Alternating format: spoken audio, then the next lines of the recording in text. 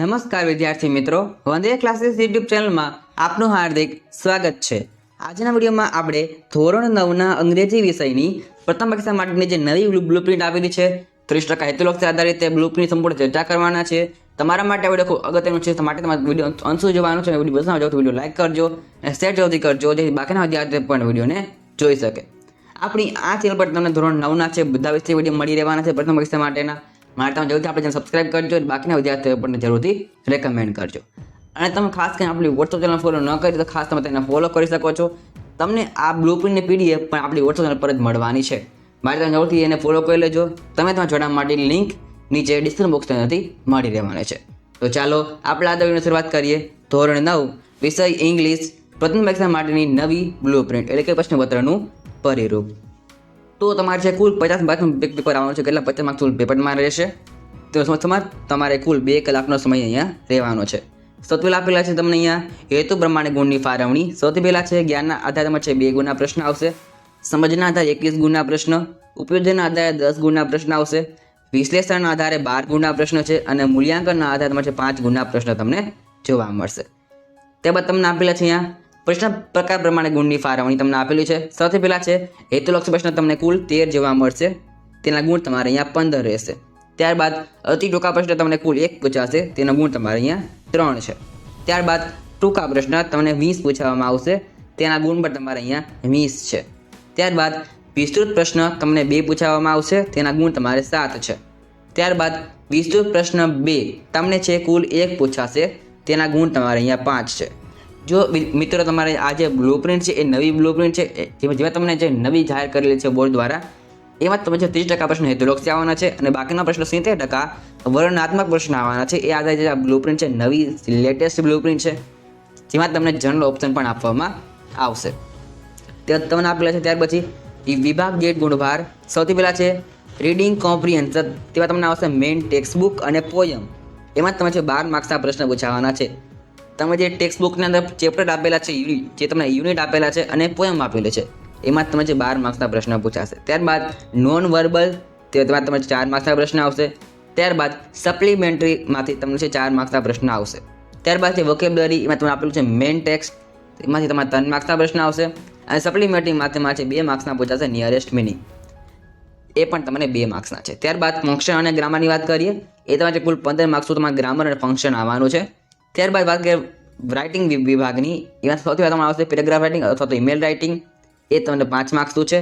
ત્યારબાદ picture description, એ તમને કુલ 5 માર્ક્સનું છે।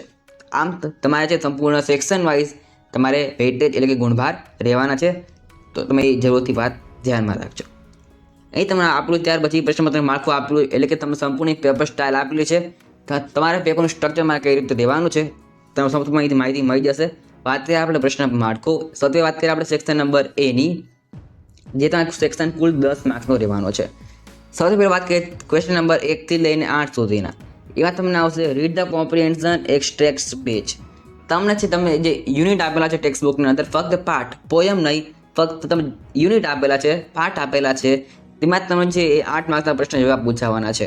તમને ફકરો આપેલો હશે અને નીચે તમે તેના પ્રશ્ન પૂછેલા હશે, તમારે જે ક્વેશ્ચનના આન્સર ફકરામાંથી શોધીને જે લખવાના હોય છે એ તમને કુલ 8 માર્ક્સના પૂછાવાના છે।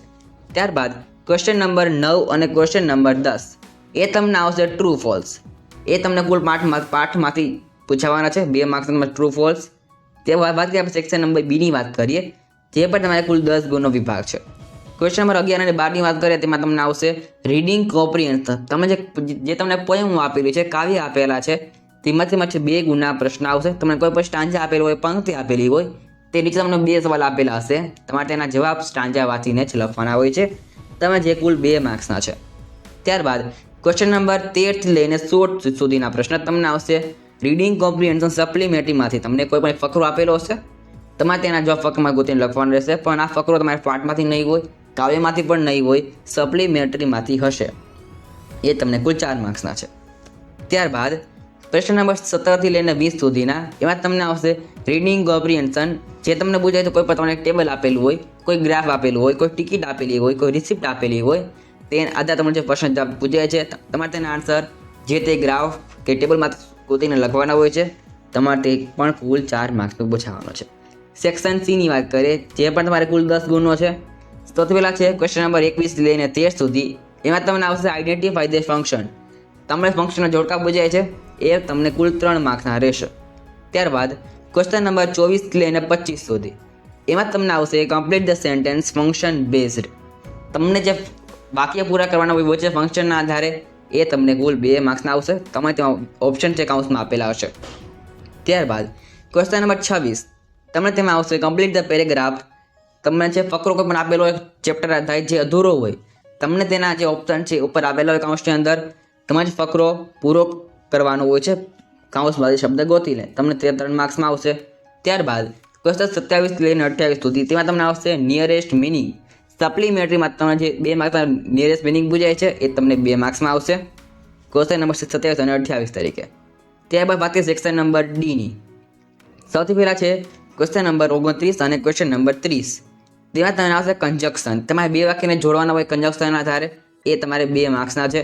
ત્યારબાદ પ્રશ્ન નંબર 31. એમાં તમને આવશે એડિટિંગ, જે 3 માર્ક્સનું રહેશે. તમને એમાં પણ ઓપ્શન આપેલા હશે કાઉન્સની અંદર. ત્યારબાદ પ્રશ્ન નંબર 32ની વાત કરીએ, ડુ એઝ ડાયરેક્ટેડ, જે તમારે કુલ 2 માર્ક્સના આવવાના છે. ત્યારબાદ પ્રશ્ન નંબર 33 લઈને 35 સુધીના. તેમાં તમને આવશે સિલેક્ટ ધ ક્વેશ્ચન્સ, એ પણ તમારે છે કુલ 3 માર્ક્સના આવવાના છે. સેક્શન ઈની વાત કરીએ, જે તમારે કુલ 10 ગુણનો વિભાગ છે.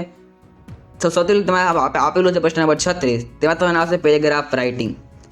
તમે જે 3 ટોપિક આપેલા હશે તેમાં તમે કોઈ પણ એક ટોપિક પર પેરેગ્રાફ છે લખવાનો હોય છે, અથવા એસે લખ તમે જે કહેતા હો એસે અથવા તો પેરેગ્રાફ, એ તમારે 5 માર્ક્સમાં પૂછવાનું છે. પ્રશ્ન નંબર 37ની વાત કરીએ, એમાં તમને આપેલું હશે પિક્ચર ડિસ્ક્રિપ્શન અથવા તો ઈમેલ રાઇટિંગ.